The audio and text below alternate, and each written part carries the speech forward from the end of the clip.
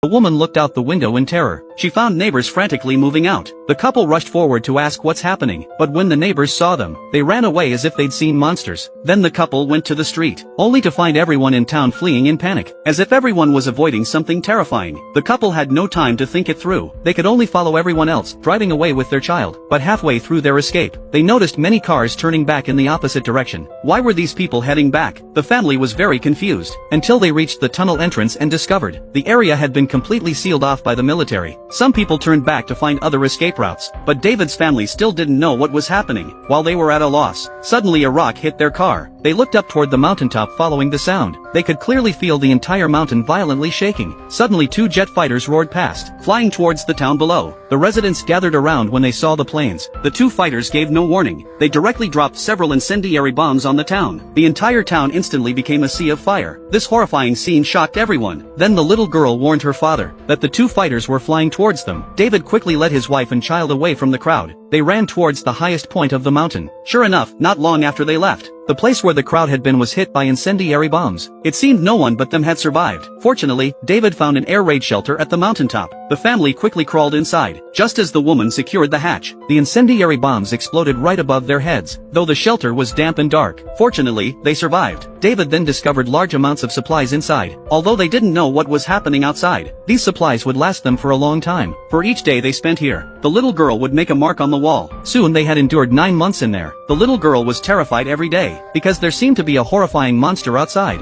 It kept trying to get into the basement. Soon they had lived there for 301 days. The remaining canned food was almost gone. Now they had to go out to find something to eat. The little girl took out her homemade periscope to keep watch for her parents who were searching for supplies outside. Then she noticed something seemed to be stirring in the direction of the forest. As danger approached, the girl quickly shouted loudly, but because the basement was so soundproof, her parents outside couldn't hear her at all. So the girl ran quickly to the exit, although she had been warned countless times never to climb out no matter what happened. But to save her parents, she couldn't care about that anymore. However, when she climbed out, she couldn't find any trace of her parents. Could they have been eaten by the monster from earlier? As she was frantically calling out, suddenly her mother covered her mouth from behind.